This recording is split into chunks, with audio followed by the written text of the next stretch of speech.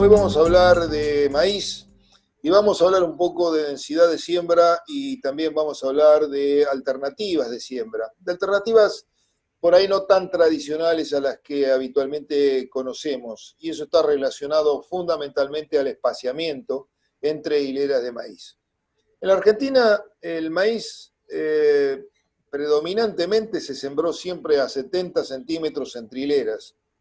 Posteriormente, con el advenimiento de algunas máquinas para sembrar soja 52 y por también la aparición de plataformas maiceras a 52, se comenzó a difundir la siembra de maíz a 52 en trilera y el productor lo veía realmente bien porque con una máquina sembradora prácticamente cambiando placas hacía las dos siembras y eso es realmente algo siempre positivo porque ahorra tiempo y demás. Bueno, el correr del tiempo también en soja se siguió avanzando y se fue estrechando mucho más la distancia entre hileras y ya a 52 resultó una distancia un poco amplia, entonces se pasó a trabajar con otros espaciamientos como 46, 35 centímetros entre hilera, uno muy difundido, y hoy en día inclusive los espaciamientos se siguen acortando, sembrándose a 23, a 21, a 17 y medio, dependiendo del tipo de máquina con el cual el productor trabaja. En lo que respecta a maíz, la siembra entre 70 y 52 son las que predominan dentro de nuestra región pampeana. Nosotros en los últimos años, en realidad comenzamos a experimentar allá por el año 2005-2006, estamos hablando de unos 15 años atrás, las primeras experiencias con espaciamientos no tradicionales. Y ahí hicimos un ensayo muy grande en el cual involucraba espaciamientos como 35 entre hileras, 46, 52, 87 centímetros, inclusive hasta 1,06 m entre hileras. Ahí hemos medido intercepción lumínica, que es un valor muy importante porque en la medida que podamos capturar mayor cantidad de luz, podemos generar más biomasa y si tenemos el resto de los factores que hacen a conjugar el rendimiento, el buen rendimiento, es posible alcanzar una mayor producción. Y lo que comprobamos en esa experiencia precisamente que a medida que nosotros ampliábamos la distancia entre surcos, la intercepción lumínica que teníamos era menor, midiéndola en el periodo crítico del maíz. Llámese periodo crítico cuando nosotros lo medíamos entre R1 y R2 del maíz, es decir, cuando aparecía la panoja o teníamos los granos al estado de blister, un grano, una ampollita. Ahí los rendimientos también corroboraron en gran medida, si bien hubo algunos cruces en los espaciamientos, 35 entre hileras fue el que presentó mayor rendimiento. Hicimos un impasse de algunos años en el trabajo y lo retomamos en la campaña 2012 y 2013, y prácticamente del 2012-2013 a la fecha hemos venido trabajando con ese tipo de espaciamiento, 35, 52, 70, o sea, en los comparativos, tratar de buscar una comparación. Y en general también hemos trabajado con diferentes densidades de siembra y también trabajamos con diferentes materiales genéticos. Quiero aclarar que no hemos hecho un ensayo nunca de comparación de híbridos de maíz sembrados con diferentes espaciamientos. Es una tarea pendiente. Y hay unas cuantas tareas pendientes que seguramente a través del tiempo tanto nosotros como otros grupos de trabajo podrán ir abordando. Lo que sí pudimos comprobar, trabajando con diferentes materiales, tanto de ciclos cortos de ciclos intermedios, de ciclos largos, insisto, de diferentes criaderos, que 35 centímetros en trilera siempre se mostró muy competitiva respecto a los otros espaciamientos, a los tradicionales, llámese 52 y 70 en trileras. Muchas veces, lógicamente que hay que tener una sembradora que pueda depositar la semilla a 35 y que sea, digamos, una siembra uniforme, porque es clave para un maíz este tipo digamos, de distribución. Nosotros normalmente con una siembra achicando hilera lo que logramos es evitar una competencia dentro de la propia hilera del maíz, entre las propias plantas de maíz, y por otro lado logramos una distribución espacial mucho más homogénea. Eso no solamente puede repercutir en el rendimiento final del cultivo, porque explora mejor el suelo. Al explorar mejor el suelo vamos a explorar mejor la humedad, el perfil, los nutrientes que tienen poca movilidad, cubrir más rápidamente el suelo. Eso es clave, me parece, en los tiempos que vivimos.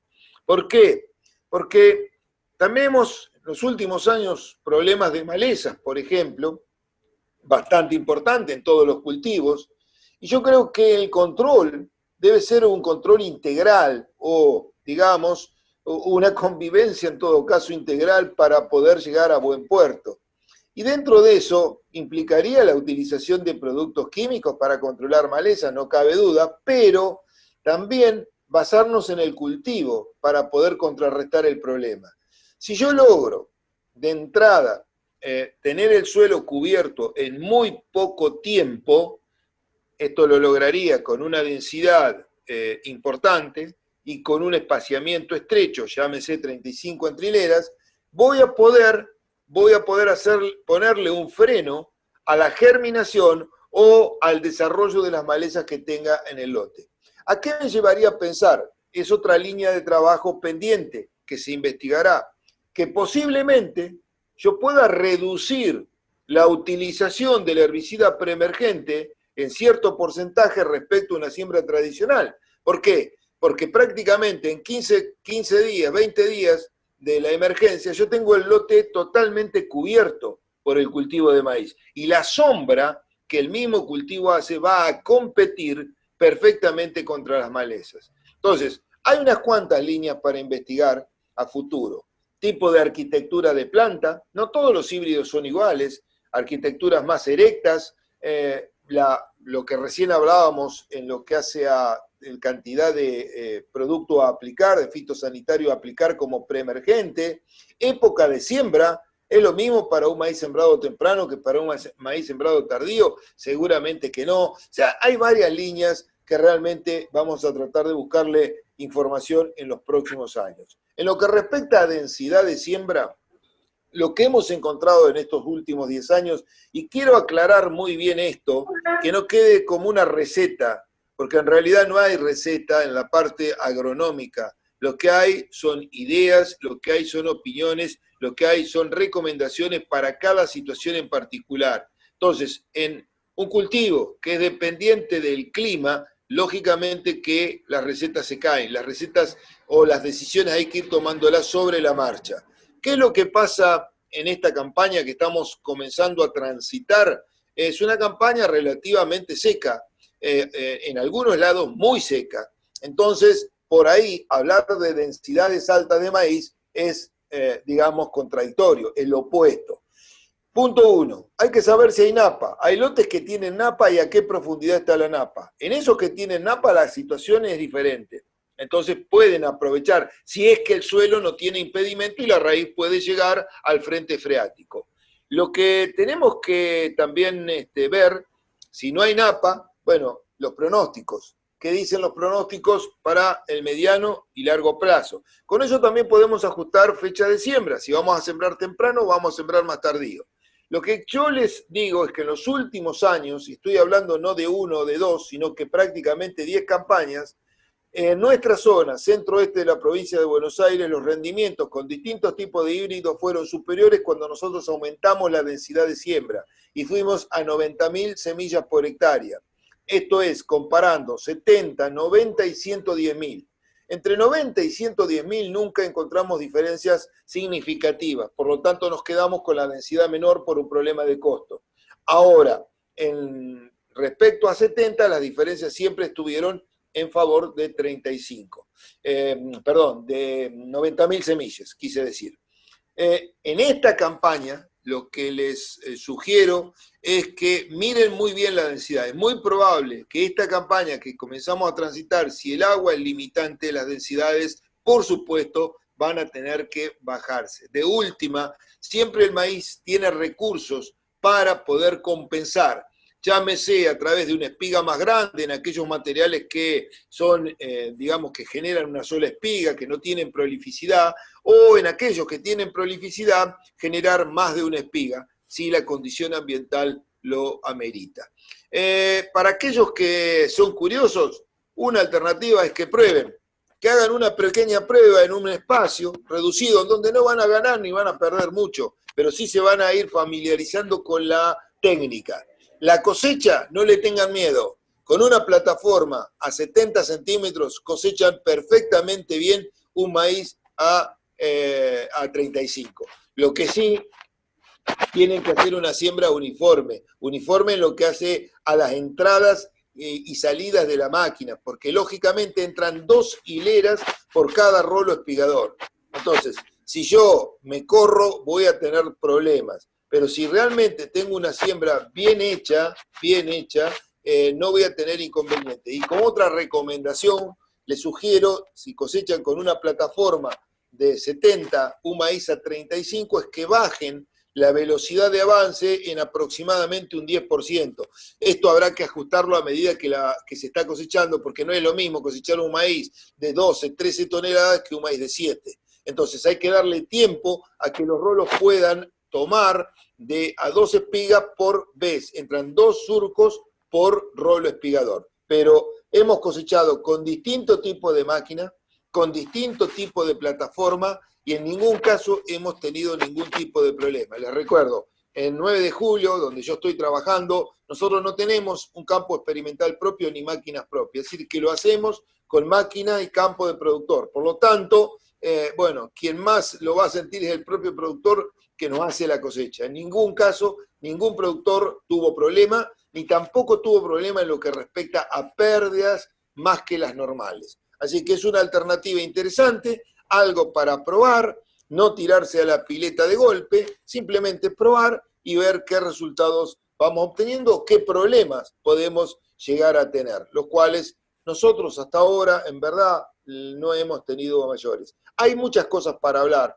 cómo hacemos la fertilización, cómo tenemos que... Hay un montón de cosas que por ahí en una nota no se puede explicar todo, pero esas otras cosas que se pueden manejar y hay que programar este tipo de siembra, este tipo de trabajo para tratar de maximizar lo que queremos. Si no, lógicamente que por ahí podemos, por errores de manejo, de prácticas que son no de insumos, sino que son de procesos, como es la aplicación de un fertilizante, podemos tener pérdidas que por ahí anulen las ventajas que el propio sistema tiene.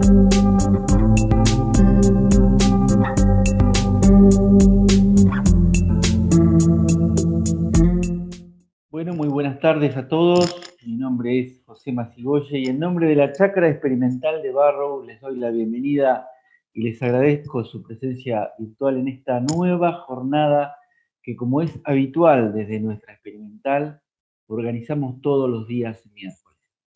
En esta oportunidad para hablar sobre el cultivo de girasol, específicamente sobre el manejo del cultivo de girasol, para lo cual contamos con la presencia de la ingeniera Liliana Iriarte, que ahora les voy a presentar, y les quería comentar que también iba a estar, o también íbamos a contar en el día de hoy con la ingeniera Carolina Istilar, quien tuvo un pequeño problema de salud, nada grave, con lo cual tuvimos que postergar su presentación, que va a ser reprogramada en breve. Ya les vamos a estar avisando la nueva fecha.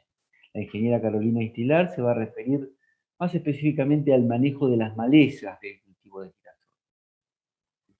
Bueno, ahora sí les voy a presentar a la ingeniera Liliana Iriarte. Les recuerdo a todos los que nos acompañan que, bueno, esta charla, esta presentación queda disponible en YouTube, la pueden volver a ver en diferido si les queda alguna duda, o pueden recomendarla a alguien que le pueda llegar a interesar. Bueno, como les decía, hoy nos acompaña la ingeniera Liliana Iriarte. Liliana, bueno, es técnica del Ministerio de Desarrollo Agrario, trabaja en nuestra experimental, es investigadora, forma parte del grupo de agricultura de la Chacra Experimental de Barrow, trabaja en oleaginosas, entre otras cuestiones, en el cultivo de girasol. Así que bueno, le agradecemos muchísimo. Buenas tardes, Liliana, ¿cómo te va? Hola, buenas tardes, ¿cómo estás, José? ¿Cómo están? Muy bien, muy bien. Muchas gracias por acompañarnos. No, por favor. Gracias Bueno, a ustedes, bueno, por la invitación, porque en realidad nos invitaron a participar de este ciclo de charlas. bueno, muy bien, adelante, Liliana. Bueno, buenas tardes a todos, o buenos días. Yo voy a referirme a algunas cuestiones del cultivo de girasol.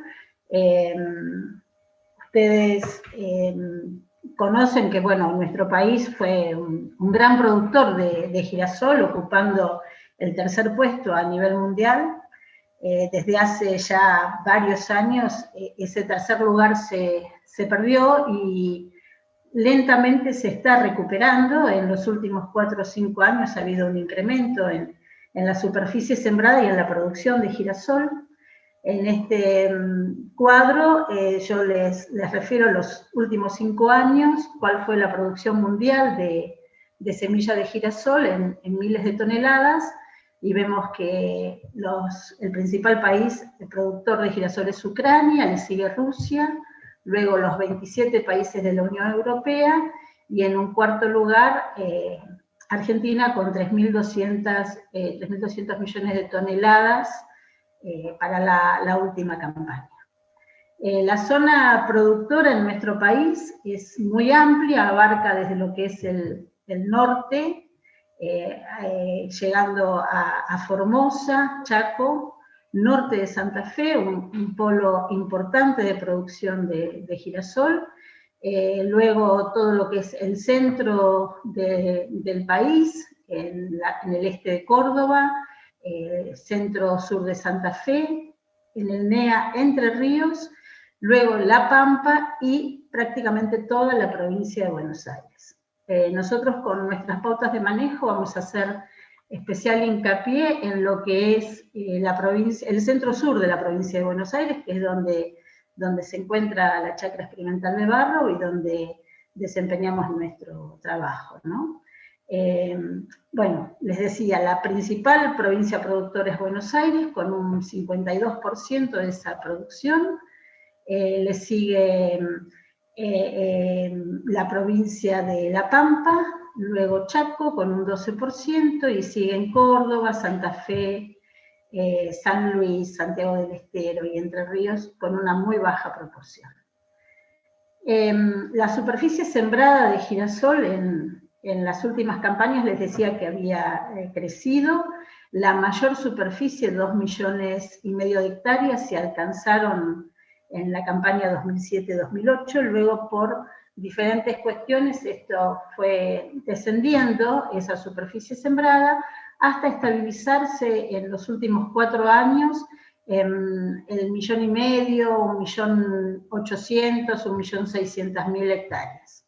La campaña pasada fue cercana a los 2 millones de hectáreas, 1.900.000 y pico. Ustedes saben que, bueno, el girasol es una oleaginosa. En nuestro país se producen diferentes tipos de girasol de acuerdo a la composición de ácidos grasos que tienen.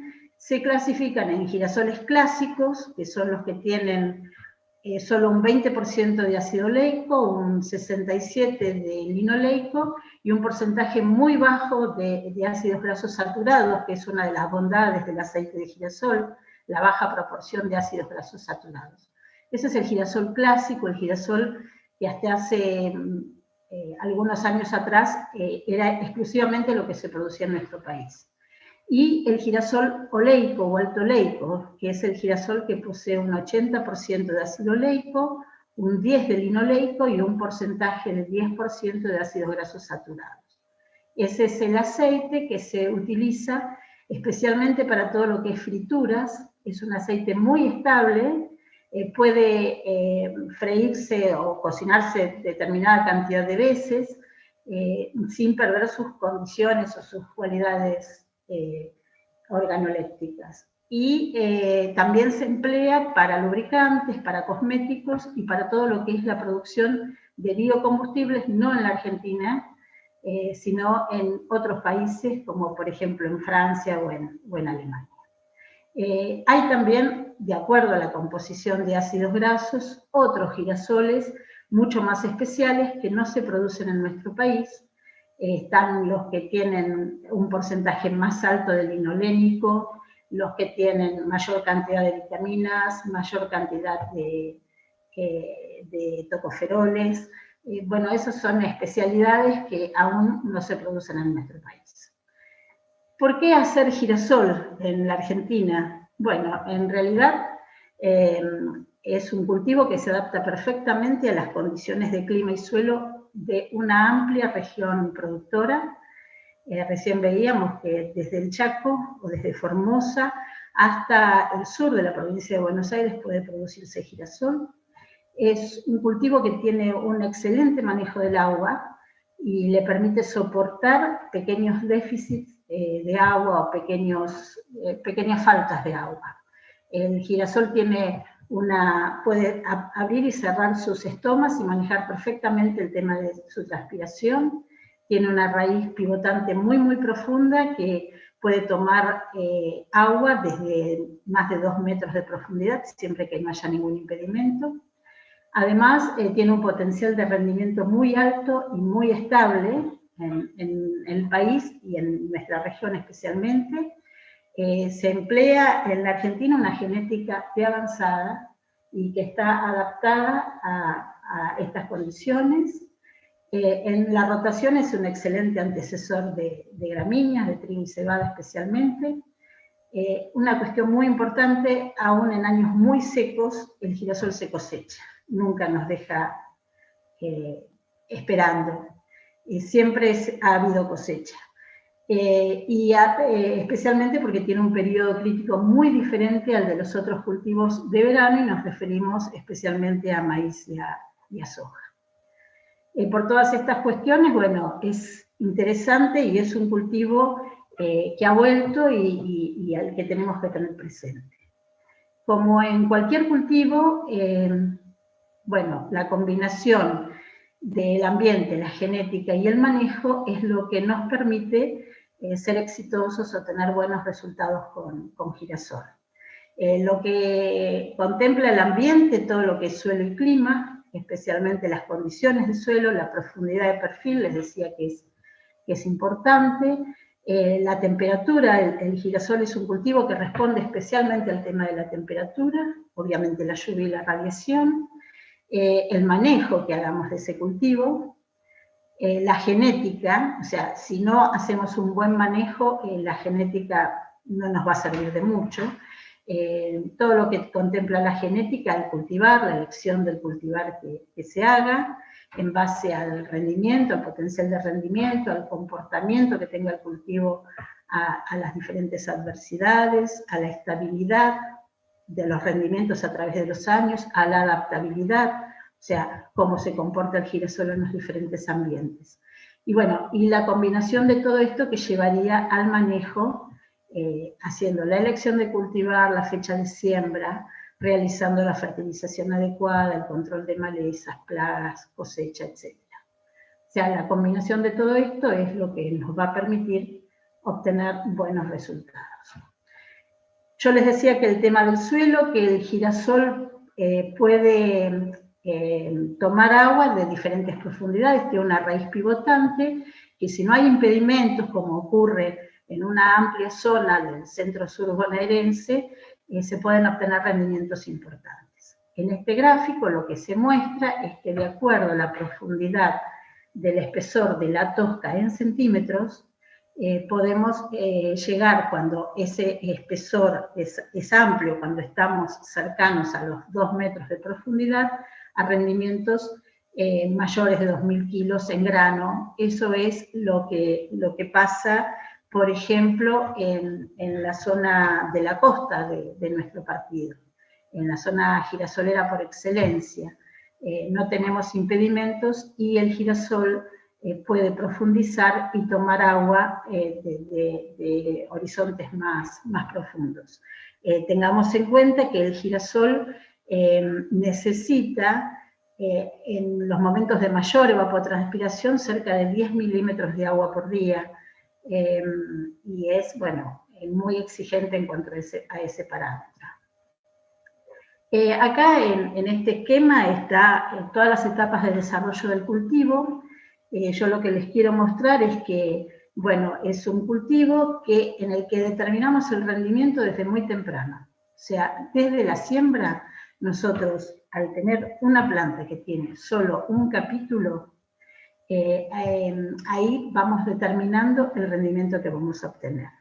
Entonces, entre siembra y emergencia, en el momento de implantación, vamos a tener el número de plantas del número de capítulos. Eso es uno de los primeros puntos de la determinación de rendimiento. A medida que comienza la iniciación floral, que es en una etapa muy temprano, se determina el número de flores que va a tener ese capítulo. Luego, a medida que va avanzando la floración, desde el inicio hasta fin de floración, ahí tenemos el número de esas flores que van a ser fecundadas, los granos que se van a llenar de acuerdo a las condiciones y el porcentaje de aceite, y todo esto va a contribuir a el rendimiento que vamos a obtener. Son periodos de muy poco tiempo. El ciclo total del girasol en los cultivares que se desarrollan en nuestra región alcanza entre los 100 en los materiales más cortos, 100 días en los materiales más cortos, a 150, 160 días en los intermedios un poco más largos. No se hacen materiales muy largos en nuestra zona. Hay que tener en cuenta que el girasol hay que ubicar su fecha de siembra y su ciclo en un periodo libre de heladas. Entonces, nosotros si nos vamos muy tarde en el periodo de maduración, podemos tener alguna dificultad con las heladas más tempranas, y si sembramos demasiado temprano, podemos tener alguna dificultad con las heladas más tardías. Acá hay algunas fotos de algunos de los momentos fenológicos, a partir de este momento, que es el R1, esta es la escala de Schneider y Miller. Ese es lo que se llama botón estrellado. Nosotros en ese momento tenemos entre 6 y 8 hojas, y mirando la planta desde arriba vemos una pequeña estrella, que es lo que determina que está el periodo de iniciación floral. Hay un periodo, el 2-4, que es cuando comienza a despegarse, a separarse el botón floral. El periodo 4, que es cuando comienza, ya se ven las primeras flores liguladas amarillas. El girasol tiene dos tipos de flores imperfectas o liguladas, que son las amarillas, y dentro del capítulo las flores perfectas o tubulosas. Y bueno, en R5 es el inicio de floración, R5.1 los primeros círculos florales abiertos, mitad de floración en R5.5, cuando ya hay varios círculos abiertos. Esto sirve simplemente, bueno, uno cuando habla entre colegas dice, sí, en qué estado está el girasol, en un R5, cuando hago alguna aplicación de un fertilizante o de un herbicida, de 8, de 6, es simplemente para bueno, hacia el conocimiento del cultivo. Entre siembra y emergencia, siempre lo que se aconseja es sembrar con muy buena humedad y una temperatura de suelo mayor a 10 grados. O sea, lo que se recomienda es sembrar cuando la temperatura del suelo se estabiliza en aproximadamente 15-16 grados centígrados. Y si se siembra antes, el suelo va a estar muy frío, va a ser una emergencia bastante demorada y queda la semilla expuesta a distintos problemas que pueden afectar lo que es la germinación. Se recomienda también usar semilla tratada. La semilla que se compra actualmente está toda tratada con fungicidas e incluso con insecticidas. También monitorear y controlar los insectos del suelo. Recordemos que, bueno, la semilla permanece en un ambiente húmedo que puede ser afectado por algunos insectos, especialmente de acuerdo a la rotación, puede haber algún problema con gusano blanco o con algunos insectos de suelo, y después prevenir de alguna forma los ataques de palomas, de liebres, de peludos. Esas son contingencias que suelen pasar y a las que hay que estar muy atentos porque, bueno, perdemos semillas, perdemos rendimiento porque estamos perdiendo una planta, un capítulo. Y de emergencia a iniciación floral, recuerden que es un periodo muy corto, aproximadamente son unos 45-60 días.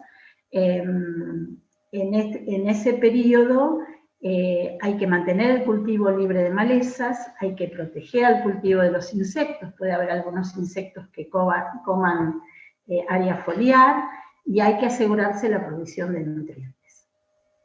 Con respecto a la mejor fecha de siembra para el cultivo en nuestra zona, centro-sur de la provincia de Buenos Aires, decíamos que, bueno, lo más adecuado es tener una temperatura del suelo entre 15 y 16 grados centígrados, y esa temperatura en nuestra zona se alcanza aproximadamente a partir de mediados de octubre, a partir del 20 de octubre. La mejor fecha de siembra es la que va desde mediados de octubre hasta el 25 de noviembre. Esa fecha es la que nos va a asegurar las mejores condiciones para que el cultivo haga una buena captación de todo lo que es la radiación incidente, pueda tener las mejores condiciones durante el periodo crítico, y a partir de esa fecha del 25 de noviembre hay una disminución en el rendimiento por cada día de atraso en esa fecha de siembra. Esa disminución en el rendimiento oscila aproximadamente entre los 24 y los 28 kilos de grano por hectárea y por día. Si uno se retrasa mucho por diferentes cuestiones en la fecha de siembra, puede tener pérdidas de hasta el 40% de rendimiento. También puede ser un atraso por hacer un cultivo de segunda, por ejemplo. Pero bueno, es posible hacer el cultivo de segunda, pero hay que tener presente que la disminución en el rendimiento va a ser importante. Si uno tiene en cuenta que se pierden entre 24 y 28 kilos de grano por hectárea y por día, esa disminución es muy importante. ¿Y por qué el atraso en la fecha de siembra hace que uno pierda rendimiento? Bueno, especialmente porque hay un acortamiento importante del periodo vegetativo. El girasol responde especialmente a la temperatura. Esa temperatura va a ser baja en el momento de floración, o va a comenzar a descender en el momento de floración, y esas condiciones hacen que se afecte bastante la temperatura. En barro se ha trabajado mucho en fechas de siembra, en barro se ha trabajado mucho en girasol. Hay trabajos que muestran que el girasol, los primeros trabajos de mejoramiento en el país, en la Argentina hace ya muchísimos años, comenzaron por un mejorador que había en la chacra de Barrow. Amos creo que era el inglés que trabajaba en ese momento ya, acá en nuestra experimental, y él comenzó con trabajos de mejoramiento con girasoles rusos. Bueno, volviendo al tema de las fechas de siembra, nosotros trabajamos en 2 fechas de siembra, la primera desde el 25 de octubre al 25 de noviembre, y la segunda del 26 de noviembre al 3 de diciembre. Los porcentajes, la diferencia de rendimientos para los materiales de ciclo corto fue mayor, cerca del 40%, y la diferencia de rendimiento para los ciclos medios fue aproximadamente de un 18-19%. Bueno, les decía que especialmente los atrasos en la fecha de siembra lo que producen es menor rendimiento y también menor porcentaje de rendimiento en grano y aceite, porque hay una menor incidencia de la radiación, porque se acelera el desarrollo vegetativo y hay una menor temperatura para floración. Otro punto importante en girasol es el tema de la densidad de siembra. Los trabajos muestran que prácticamente no hay diferencias en lo que es rendimiento entre densidades de 70.000 plantas hasta 28.000 plantas por hectárea. Los rendimientos son muy estables, siempre y cuando haya una distribución, una muy buena distribución de plantas. Acá lo que se muestra son los diferentes componentes de rendimiento en las distintas densidades, y vemos que, bueno, hay una diferencia importante en los diámetros de capítulo, pero esos diámetros de capítulo, que son menores, cuando las densidades son muy altas, son capítulos que tienen una perfecta nutrición, hay una muy buena irrigación dentro del capítulo, porque lo deseable son los capítulos más pequeños. Además, hay una muy buena cantidad de semillas y un número importante de granos y un muy buen llenado de esos granos. A medida que vamos, el girasol es muy plástico, permite compensar muy bien esas densidades, y a medida que vamos disminuyendo la densidad de siembra, esa capacidad de compensación se va perdiendo, y especialmente se pierde cuando no hay una muy buena distribución. En nuestro ambiente, en los suelos más someros, en los suelos similares a los que es una gran parte de Tres Arroyos, las densidades óptimas a cosecha son entre 35.000 y 48.000 plantas. En los mejores ambientes de zonas más profundas, las mejores densidades pueden extenderse hasta 55.000 plantas. Perfectamente distribuidas, con una muy buena distribución, y hay que pensar que si, bueno, uno siembra una densidad muy alta y no tenemos recursos de agua, recursos lumínicos, temperaturas, podemos tener una disminución de rendimiento muy importante, porque va a haber una competencia mayor por esos recursos que nos están faltando. Eso es lo que pasaría en los ambientes más someros. También una alta densidad lo que hace es que los tallos sean muy delgados, y esto favorezca el vuelco e incluso la proliferación de enfermedades. Esta es una foto que muestra densidades muy altas, capítulos de 13-14 centímetros de diámetro, hasta densidades mayores, con capítulos que superan los 25-30 centímetros de diámetro. Esto no es deseable, no son deseables los capítulos muy grandes, porque, bueno, van a tener una parte importante del capítulo con falta de llenado de granos, porque faltan los recursos, y además hay el capítulo tiene un parénquima algodonoso, corchoso, que hace que no haya una buena irrigación.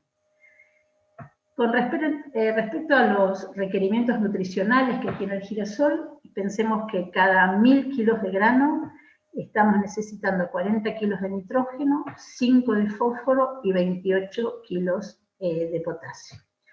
En líneas generales, el girasol se fertiliza a la siembra con fósforo como nutriente arrancador. Hay diferentes diagnósticos con respecto a los principales nutrientes que son fósforo y nitrógeno. En lo que respecta a fósforo, con disponibilidad menor de 15 partes por millón, de acuerdo a los análisis de Bray-Kurtz, el agregado de 30 a 40 kilos de pentóxido hace que se incremente el rendimiento en 400 kilos. Estos son datos de la gente de Balcarce, que, bueno, marca esto, y quiere decir que uno, cuando tiene mayor disponibilidad de fósforo de estas 15 partes por millón, no estaría esperando algún incremento en el rendimiento con el agregado de fósforo.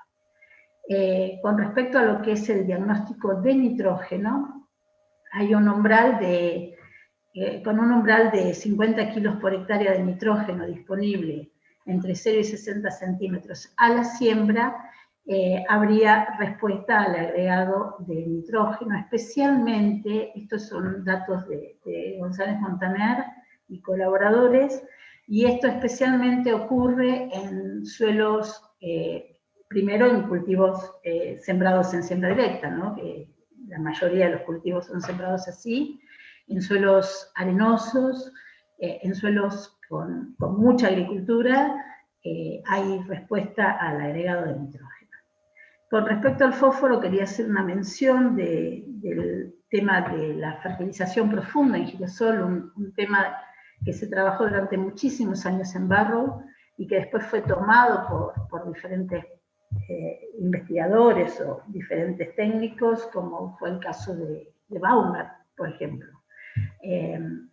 De esa fertilización profunda en girasol que surgió en Barrow, con fertilizaciones entre 15 y 18 centímetros con fósforo, surgió, bueno, toda la tecnología que hay ahora disponible para poder fertilizar con fósforo el cultivo.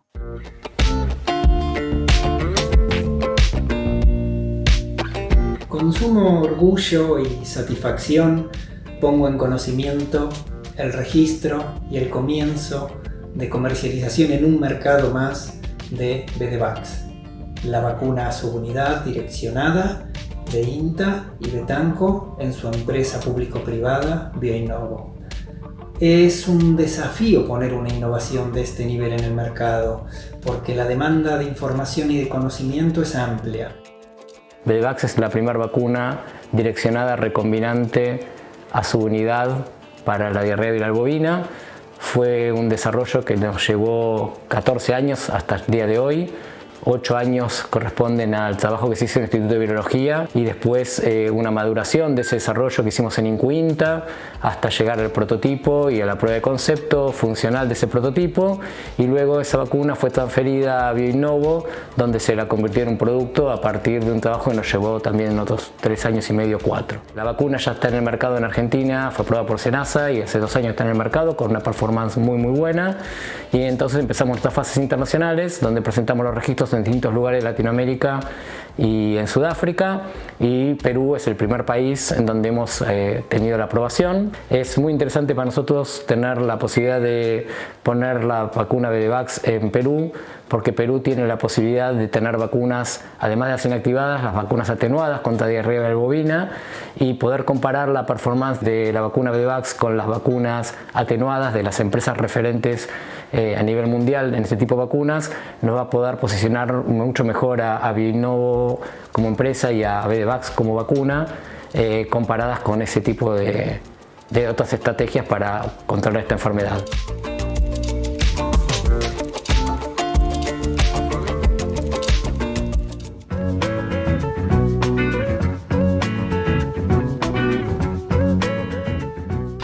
estamos con los trigos durante el mes de fines de julio, transitando la etapa de siembra, emergencia, ya hay algunos en macollaje, o sea, los sembrados más largos están más avanzados, los más cortos tardaron más en emerger porque hizo frío durante el mes de julio. Los sembrados a fines de mayo tuvimos otra perspectiva, las temperaturas fueron más elevadas y emergieron más rápido, una emergencia más uniforme. Ahora realmente lo que estamos esperando son precipitaciones, el trigo, el cultivo, tanto la cebada como el trigo lo están necesitando.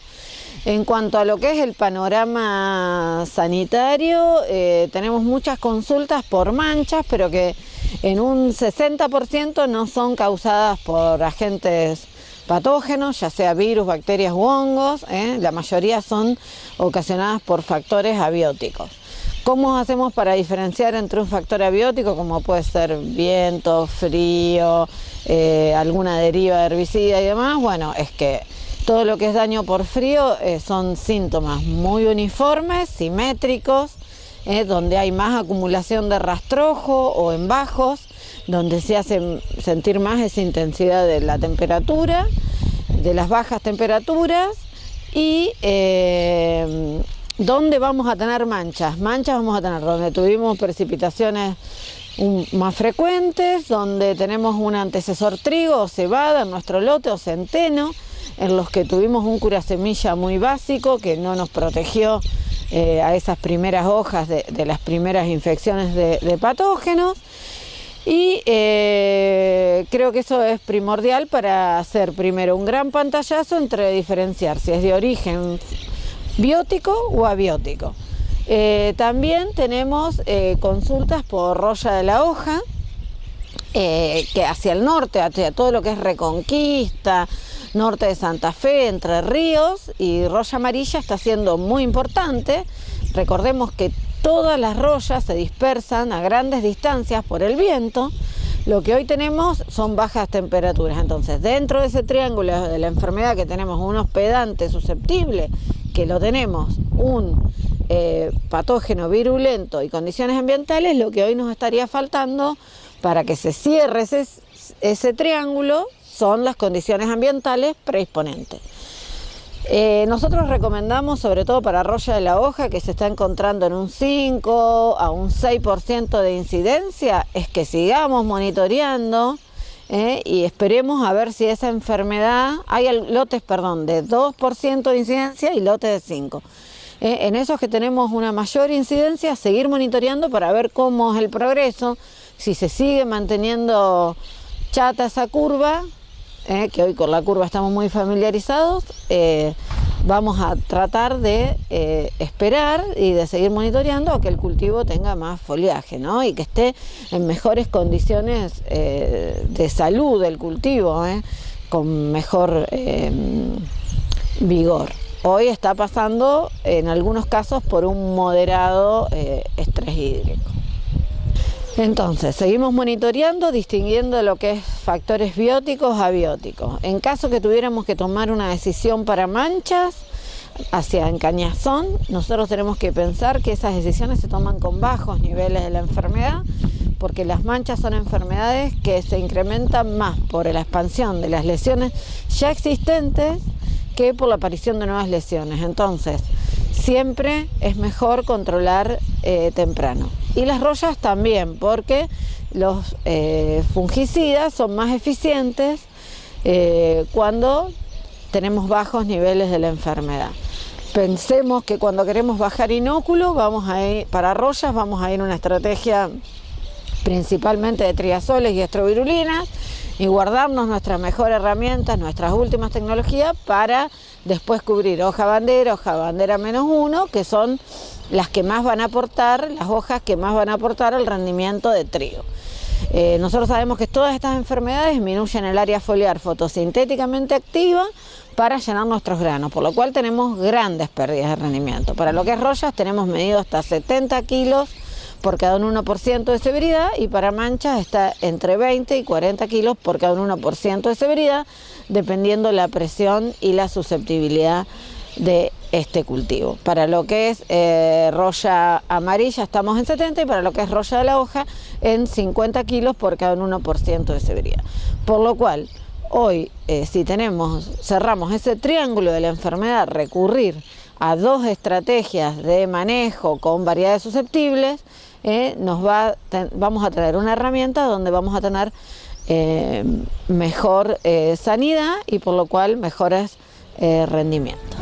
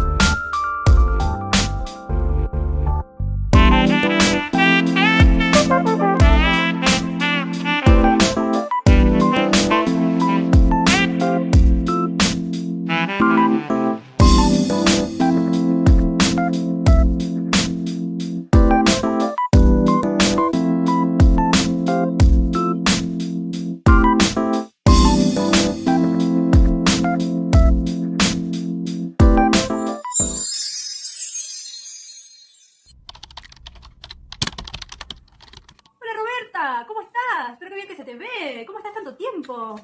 ¿Estás bien? Hola prima, ¿cómo estás tú? Te estaba extrañando. Como no nos podemos ver, hay que cuidarse. Acá ando, lavándome las manos todo el tiempo. Escúchame, Roberta, ¿pero qué le pasó a tu pelo? ¿Qué le pasó? ¿Qué me pasó? ¿Tú lo dices por este día? ¿O porque estoy despeinada?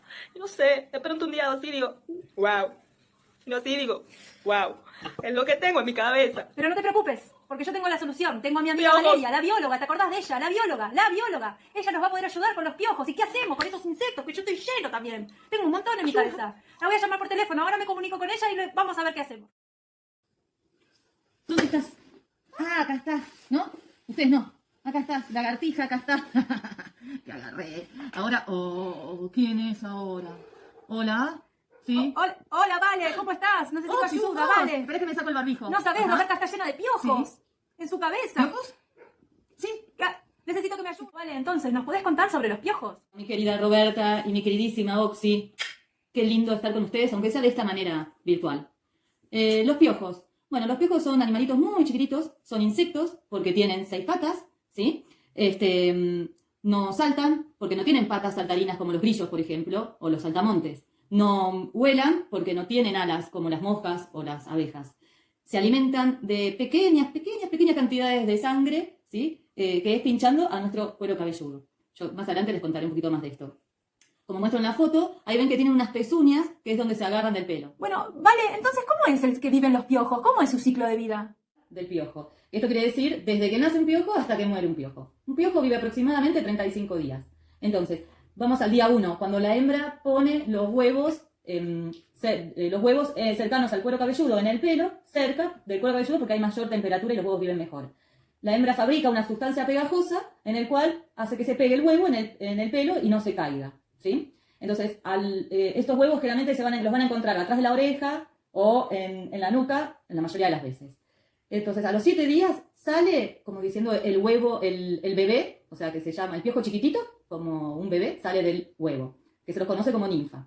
Y más o menos, aproximadamente a los 16 días, ya ese piojo es adulto, ¿sí? Entonces tenemos piojos adultos machos y hembra. Ellos se unen y la hembra produce huevos. Y esos huevos, entre los días 19 y 35, son colocados, como les conté, en la cabeza de las personas. ¿Y entonces cómo se contagian los piojos? Bueno, mi querida Oxy, hablando de contagios, antes que nada quiero aclarar una cosita. No es que tenemos piojos porque hay una falta de higiene, o un nene, una nena es antihigiénico, no. Esto significa de que porque no se baña o porque está sucio, no. Los piojos se contagian de manera directa o indirecta. De manera directa es contacto cercano, o sea, yo estoy hablando con vos y apoyo mi cabeza al lado de otra cabeza, y si una de ellas tiene piojos, el piojo va caminando. El piojo, estamos hablando de los que ya caminan, que ya salieron del huevo, y caminan, y se pasan hacia el otro pelo. Entonces estamos hablando de contacto directo, cabecita con cabecita, ¿sí? Contacto generalmente que ocurren entre los juegos, en la escuela, en las familias. Los adultos también tenemos piojos, de hecho yo creo que ahora tengo, porque me han contagiado. Y también de manera indirecta, que pueden ser las toallas, los sombreros, los peines, las hebillas, las colitas de pelo, las vinchas. Por todo eso podemos contagiarnos los piojos. Mi queridísima Oxy, que te amo, y te extraño mucho. Y muchos besos para Roberta también. Y acá tienen, acuérdense, el peine fino para sacarse los piojitos. Nos vemos. Voy a comprar ahora. Bueno, vale, muchas gracias por todo lo que nos enseñaste. Roberta, podrás ver que aprendimos un montón hoy con Valeria sobre los piojos, así que te agradecemos muchísimo. Y bueno, otro día nos ponemos en contacto para seguir aprendiendo. ¿Qué te parece? Y Roberta, vos, ten cuidado y pásate el peine fino, ¿sí? Agárralo. Ahí está. Gracias. El peine fino para tu cabeza y acordate de pasártelo todos los días. Estoy de acuerdo, me voy a pasar el peine fino todos los días. Gracias, Vale. Gracias por todos tus consejos. Me voy a ver espléndida.